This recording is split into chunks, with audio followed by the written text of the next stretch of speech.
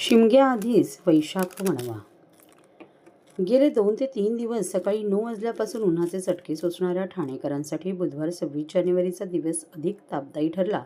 सूर्यप्रकाशाने ठाण्याच्या पारा बुधवारी 39 अंशाच्या पार गेल्याने शिमग्याआधीच वैशाख वणव्याच्या झळांनी शहरवासियांची होरपळ झाली. राज्यात गेल्या काही दिवसात उष्णतेची लाट येणार असल्याचा इशारा हवामान खात्याने आधीच दिला होता. फेब्रुवारी महिन्यात आग ओकणाऱ्या सूर्यदेवामुळे जणू काही चहूबाजू वैशाख वणवा पेटल्याची परिस्थिती निर्माण झाली आहे. सकाळी नोकरीचे ठिकाण गाठण्यासाठी लोकलमधून परिवहन सेवेतून प्रवास करणाऱ्या मुंबई ठाणेकरांची तीव्र उन्हाच्या झळा आणि उष्मा परीक्षा घेत आहे.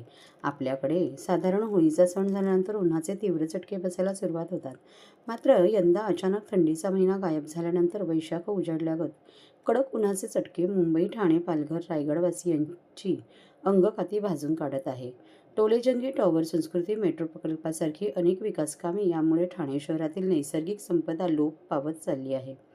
शहरातील बहुतांश रस्ते काँक्रीटचे बनल्याने मातीशी संपर्क तुटला आहे. परिणामी गेल्या काही दिवसात आणि काही वर्षात तापमानात सातत्याने वाढ होत आहे. गेल्या आठवड्याभरात उन्हाचा पारा 37 ते 39 अंश सेल्सिअसवर गेल्याची नोंद ठाणे महापालिकेच्या आपत्ती व्यवस्थापन विभागाकडे झाली आहे.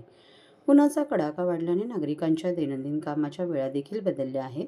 दुपारी 12 ते सायंकाळी 5 पर्यंत उन्हाची तीव्रता जाणवत असल्याने या कालावधीत रस्त्यांवरील वर्दळ कमी झाल्याचे दिसते. उन्हापासून बचावासाठी टोप्या, मोठे रुमाल, स्कार्फ आणि गॉगलचा वापर आतापासून सुरू झाला आहे. 22 व 23 फेब्रुवारी रोजी पारा 38 अंशाच्या पार तर 25 फेब्रुवारीला 39 अंश आणि 26 फेब्रुवारी रोजी सर्वाधिक म्हणजे कमाल तापमान 29.02 अंश सेल्सिअस इतकी नोंद झाल्याची माहिती आपत्कालीन कक्षाकडून देण्यात आली. सर्वसाधारणपणे नोव्हेंबर ते फेब्रुवारी हे 4 महिने हिवाळा असतो. त्यानंतर होळी झाल्यावर वातावरणात उकाडा जाणवतो. पण गेल्या काही वर्षात ऋतुमान कूच बदलत असल्याने वातावरणात बदल जाणवत आहे. गेल्या काही दिवसांपासून तापमानाचा पारा 38 अंशावर स्थिरावत असताना फेब्रुवारी अखेरीस पारा 39 अंशापार गेल्याने उष्म्यात भर पडली असून हिवाळ्यात विभागाने पुढील 24 तास उष्णतेच्या लाटा उद्भवण्याची शक्यता वर्तवली आहे.